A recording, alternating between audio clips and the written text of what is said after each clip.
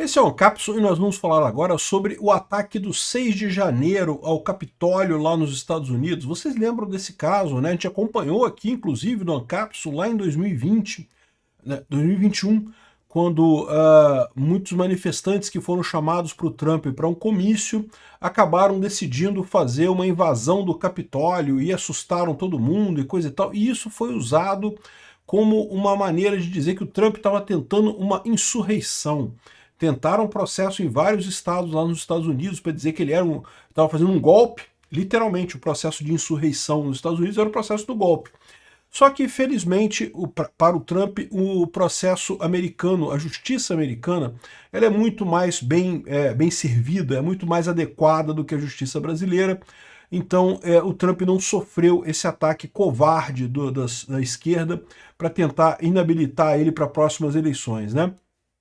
E agora a gente fica sabendo que tem um monte de coisa estranha nesse ataque do 6 de janeiro. E é lógico que a pergunta que imediatamente surge é: será que no 8 de janeiro também foi alguma coisa similar? Essa notícia foi sugerida por Hemorroida Cerebral, Cagada Coletiva no Banco Master e várias outras pessoas. Obrigado aí ao pessoal que sugeriu notícias lá no nosso site, no visãolibertaria.com. E obrigado a você que está assistindo o nosso vídeo. Se você gosta do nosso conteúdo, por favor, deixe o seu like e se inscreva aqui no canal, né? Pois bem, vocês lembram, o 6 de janeiro era o dia em que o Congresso iria apontar o presidente eleito, né? E estava tudo certo, o Biden tinha ganho a eleição, não tinha muito o que escolher. Houve uma pressão de alguns estados para que os eleitores fossem substituídos. Entenda, lá nos Estados Unidos, o eleitor não é a pessoa que vota, né? O eleitor, você vota, você escolhe os eleitores do seu estado que vão votar no presidente, né? Então, cada estado americano tem um determinado número de eleitores que são eleitos pelas pessoas, né? Então, essa é a situação lá. E aí havia a pressão para que esses eleitores renegassem ou não votassem no Biden, ou que o Mike Pence, que na época era o vice-presidente do Trump, né? E lembra, lá nos Estados Unidos, o vice-presidente do Senado, o vice-presidente da República é o presidente do Senado, né? Então ele poderia, teoricamente, recusar a lista de eleitores e coisa e tal. Havia toda uma aposta nisso, embora eu, nos meus vídeos, tenha deixado claro que eu achava extremamente improvável que isso acontecesse, muito pouco provável mesmo.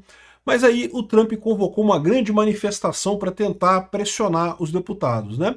A manifestação foi tranquila, foi pacífica. O Trump acabou e foi embora. E aí, depois que o Trump foi embora, a multidão teria entrado no Capitólio e teria feito barbaridades, né? Na verdade, se você olhar a destruição no Capitólio, foi muito menor do que, por exemplo, no ataque do 8 de janeiro aqui no Brasil, né? Eles quebraram, entraram em algumas salas e coisa e tal, mas não teve muita disputa. E no momento que a polícia chegou, foi todo mundo embora. Nesse ponto foi igual aqui o Brasil, né?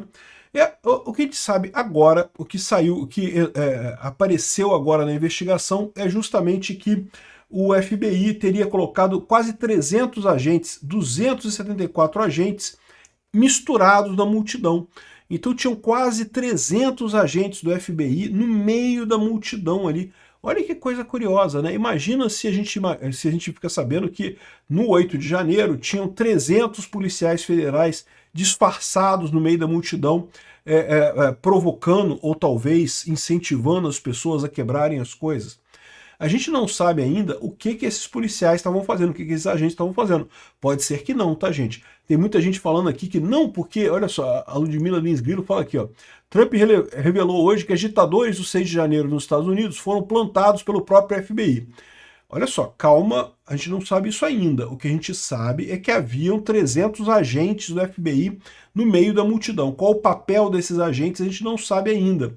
Eles estavam de fato incentivando as pessoas a quebrar coisas, ou estavam só no meio do pessoal para, sei lá, tentar aliviar ou tentar conter o contrário, né? Bom, qual foi o documento? Foi esse documento de 50 páginas aqui, ó.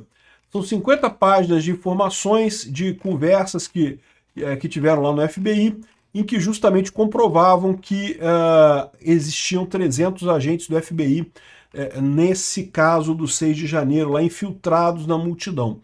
De novo, pode ser que fossem infiltrados legítimos, tá? Pode ser que a polícia infiltra pessoas dessas manifestações, né? Então você tem informação ali, pode ser que o cara estava ali só para coletar informações, não tem nada de errado nisso, em princípio. Agora, é lógico, se esses infiltrados do FBI de fato instigaram as pessoas a fazer os ataques, aí a coisa muda muito de figura, né? Então ele fala aqui que esse documento foi liberado agora pelo Comitê Judiciário da Câmara, que está investigando o incidente, e o pessoal está criticando muito os presidentes do FBI na época, tanto o James Comey como o Chris Wray, que foram dois presidentes do FBI na época do Trump, né? Então o Christopher Wray era o cara que estava comandando o FBI no momento do ataque. Ele foi indicado pelo Trump, tá? Mas ele foi indicado pelo Trump ainda naquela ideia que o Trump estava fazendo as pazes com os republicanos e coisa e tal. Então foi uma indicação republicana para o FBI, né? E olha que coisa curiosa, porque o cara que veio antes, o James Comey, embora ele seja republicano, ele tinha sido indicado pelo Obama. O Obama indicou o James Comey para o FBI, e o mandato do presidente do FBI é de 10 anos. Então, em tese, o presidente não pode demitir o presidente do FBI em 10 anos, né? E o James Comey, então, ele era o presidente do FBI quando o Trump ganhou a eleição, e o James Comey foi o cara que inventou a história de investigar o Trump pela tal Russia Collusion, a ligação dele com a Rússia, né?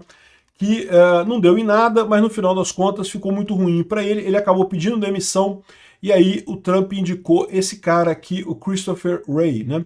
O James Comey, depois, ele foi condenado aqui, ó. Foi indiciado, né? Abriram um processo contra ele. James Comey, ex-diretor do FBI, é denunciado à justiça após pressão do Trump. Aqui o pessoal está sacaneando, né? Porque sabe como é que é a imprensa brasileira, né? Eles querem falar mal do Trump, coisa e tal, a qualquer custo. Mas a verdade é que ele foi indiciado por um tribunal do júri. Ou seja, teve um júri. Pegaram 12 pessoas em Nova York, que é um estado extremamente democrata. Pegaram um júri lá, não sei se foi 12, se foi 7 pessoas, para decidir se ele era culpado do caso, e o pessoal decidiu que ele, olha, tem que investigar esse caso, porque realmente está estranha essa história, né? Então, o James Comey, ele foi de fato indiciado, mas não por pressão do Trump. Nesse caso, o judiciário lá funcionou de forma correta, né? E depois o Trump indicou esse cara, o Chris Wray. E esse cara era o presidente do FBI no momento que teve a troca lá do Trump para o Biden, e que, portanto, gerenciou esse tipo de coisa. O pessoal agora está questionando esse cara aqui, se ele fez alguma besteira ou não. E outra prova de que ele pode ter feito alguma besteira é que ele pediu demissão de novo. Quando o Trump ganhou a eleição, ele pediu demissão. Ou seja, ele foi mais um cara que viu que, caramba, fiz merda, né? Ao contrário do pessoal aqui do STF, que já está percebendo que fez merda, mas não quer voltar atrás, ele voltou atrás.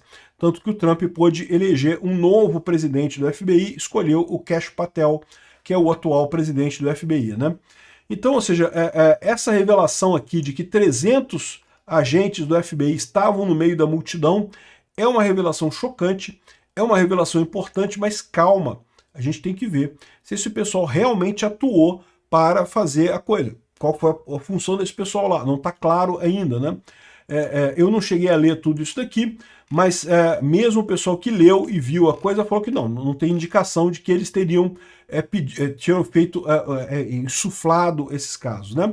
Agora, uma coisa que chama muita atenção é justamente a semelhança entre o 6 de janeiro de 2021 e o 8 de janeiro de 2023, que foi o protesto aqui no Brasil. O 6 de janeiro lá nos Estados Unidos aconteceu quando o Trump ainda era presidente, né? Lembra que isso foi no 6 de janeiro, o Trump largou a presidência no dia 21 de janeiro de 2021. Aqui no Brasil a coisa foi um pouco diferente, né? Porque o Bolsonaro já não era mais presidente. Então, a multidão no 6 de janeiro, lá no Capitólio, foi chamada pelo Trump. O Trump chamou a multidão para fazer aquela manifestação. Aqui no Brasil foi diferente. Não foi o Bolsonaro que chamou a multidão. Na verdade, foram talvez apoiadores do Bolsonaro. Nem eu sei se eram realmente apoiadores do Bolsonaro, porque muita gente ali naquele momento já estava achando que Bolsonaro é frouxonário, que tinha que ter dado golpe, que não deu golpe, não sei o que lá. Tinha muita gente ali que já não estava gostando do Bolsonaro mais. Mas, de qualquer forma, você pode entender que eram apoiadores da direita tanto no 6 de janeiro lá dos Estados Unidos, quanto no 8 de janeiro no Brasil. E aí levanta aquela dúvida, né? Será que não teve aí um dedo de planejamento nessa história? Porque foi tão similar os dois eventos, né? Foi tão parecida as coisas, o uso que foi feito pela esquerda foi tão similar, que realmente levanta essa questão se não houve um planejamento dessa história. Se, por exemplo, aqui no Brasil, o Lula, né, na véspera do 8 de janeiro, o Lula foi para Araraquara, supostamente por causa de uma chuva muito forte que teve lá, que não teve nada, na verdade, a chuva em Araraquara, não tinha nada. Arrumou uma desculpa para sair de Brasília. E o Flávio Dino tinha a Guarda Nacional toda lá em Brasília e não acionou nada da Guarda Nacional. Ou seja, dá a impressão mesmo, será que isso não faz parte de um planejamento que foi feito no 6 de janeiro, e aí eles viram que funcionou no 6 de janeiro, quiseram implementar aqui no 8 de janeiro, aqui no Brasil também, e daí aqui no Brasil funcionou melhor por causa da Suprema Corte, porque aqui o pessoal da esquerda tem a Suprema Corte, né? E não sei, mas realmente tem indícios de que pode ter coisa maior por trás disso daí. Mas é o que eu falo para vocês, isso não tira a culpa de quem quebrou as coisas no 8 de janeiro, porque ninguém obrigou ninguém a quebrar nada no 8 de janeiro. As pessoas foram lá, protestaram realmente, estavam contrárias ao governo, coisa e tal, contrárias ao Lula, e beleza, mas ninguém obrigou ninguém a invadir nada e quebrar nada, né? Então o pessoal que quebrou e invadiu tem sua culpa nessa história. Agora, a maneira como isso foi tratado aqui no Brasil foi muito similar à maneira como foi tratado lá nos Estados Unidos, como uma tentativa de insurreição lá nos Estados Unidos, que é o golpe, né? E realmente, será que não tem algum planejamento por trás dessa história? Eu não sei não, hein? Eu acho que a gente ainda vai descobrir isso mais dia menos dia.